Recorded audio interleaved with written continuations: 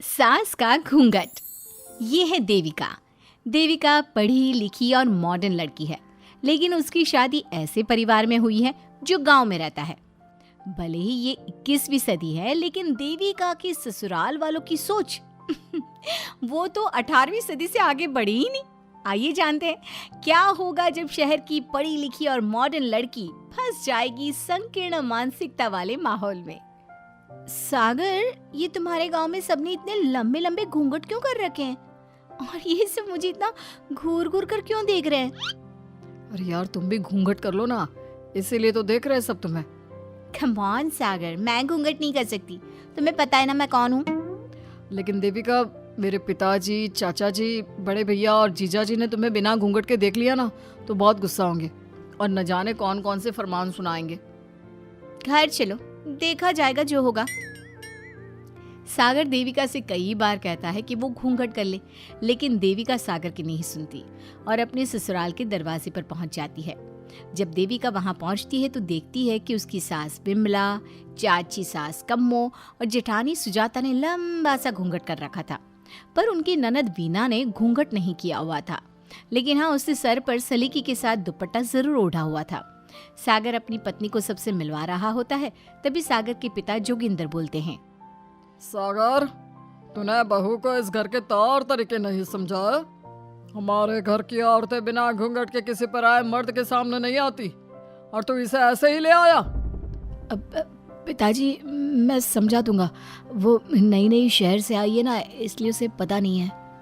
सागर की बात सुनकर उसके चाचा जी महेंद्र बोलते हैं, ये बात तो तुझे गांव में कदम रखते ही अपनी बीवी को समझानी चाहिए थी। हमारा गांव में बहुत नाम है। तेरी बीवी ऐसे गांव भर में घूमेगी तो क्या इज्जत रह जाएगी हमारी। ये बोलकर जोगिंदर और महेंद्र वहां से चले जाते हैं। शाम को घर की सारी औरतें खाने की तैयारी करती है। खाना तैयार हो जाता है, लेकिन घर की कोई भी औरत खाना नहीं खाती। बहुत रात हो जाती है, तब देविका कहती है, सासू माँ, खाना बने हुए तो देर हो गई, रात भी बहुत हो गई है, हम लोग खाना क्यों नहीं खा रहे हैं? अरे बहू, ये क्या बोल रही हो? हमारे यहाँ घर की औरतें तब तक खाना नहीं खाती जब तक घर के मर्द खाना ना खा ले। लेकिन इतनी देर हो गई, आप सबको भूख नहीं लग रही क्या? तभी देविका की जेठानी सुजाता कहती है, लग तो रही है, लेकिन यहाँ की यही रीत है, ये निभानी तो पड़ेगी ना। भाभी जी, ये रीत नहीं है, औरतों को प्रताड़ित करने का एक तरीका है। अगर इस घर के आदमी पूरी रात नहीं आए तो पूरी रात खाना नहीं खाओगी क्या? देविका ये बोलकर सीधा सागर के पास जाती है। सागर उसे समझाता है, देविका, यहाँ ऐसा ही होता है, तुम थोड़ा सब्र कर लो, पिताजी और चाचा जी आते ही होंगे, फिर हम सब खाना खाएंगे। सागर देविका को समझा ही रहा था, तभी देविका की ननद वीना आकर कहती है, सागर, खाना खाने आ जाओ, पिताजी और चाचा जी आ गए हैं। चलो देविका, तुम्हारा इंतजार खत्म हुआ। सागर खाने के लिए बैठ जाता है। जब सब खाना खाने बैठते हैं तो देविका भी बैठ जाती है। सागर धीरे से उसे कहता है, अरे देविका, ये क्या कर रही हो? तुम इस तरह हमारे साथ खाना नहीं खा सकती। मगर क्यों सागर, मुझे भूख लगी है, सब लोग खा रहे हैं तो मैं क्यों नहीं खा सकती?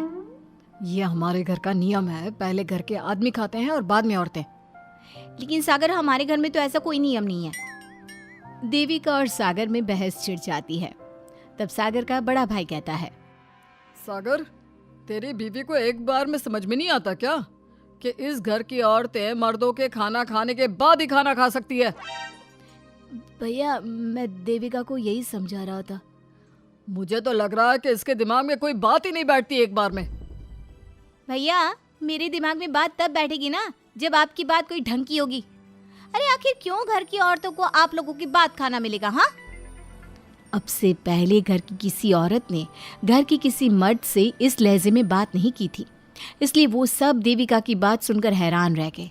तभी सागर की जीजा और वीना के पति कल्याण जी कहते हैं, ये क्या है सागर, इस घर की दीवारों को औरतों की इतनी ऊंची आवाज सुनने की आदत नहीं है।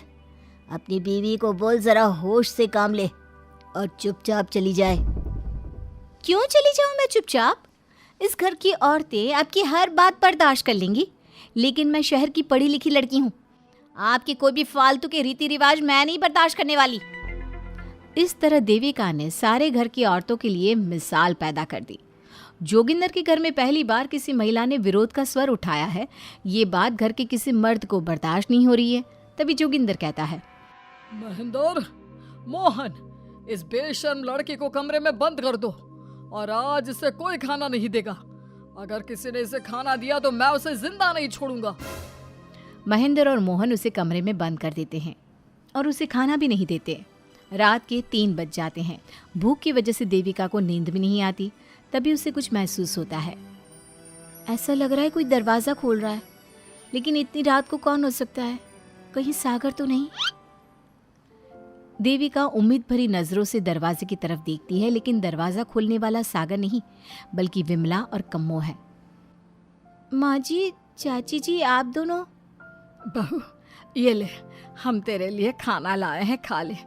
और ये बात ना तो किसी को बताना मत कि हमने तुझे खाना दिया है, नहीं तो हमारे मर्द मार मार कर हमारा बुरा हाल कर देंगे। माँ जी, आप यहाँ इतना घुट घुट कर क्यों रहती हो? देविका, अब तू भी इस घर की बहू है, तू भी हमारी तरह रहना सीख ले। इस घर के कायदे कानून अपना ले। इस घर के मर्द तो कभी बदलने वाले हैं नहीं बहू, तो तू ही बदल ले अपने आप को। माँ जी, बदलाव अच्छे के लिए हो तो हमें बदलना चाहिए, बेकार और बेतुकी बातों का तो विरोध करना चाहिए। दोनों ने देविका को समझाने की कोशिश की, लेकिन देविका ने उल्टा उन्हें ही समझा दिया। इसी तरह एक दिन देविका किसी बात पर जोर जोर से हंस रही थी। तभी देविका की सास विमला ने उसे टोकते हुए कहा, अरे बहू, तू इतनी जोर जोर से क्यों हंस रही है? हमारे घर की औरत इतनी जोर जोर से नहीं हंसती।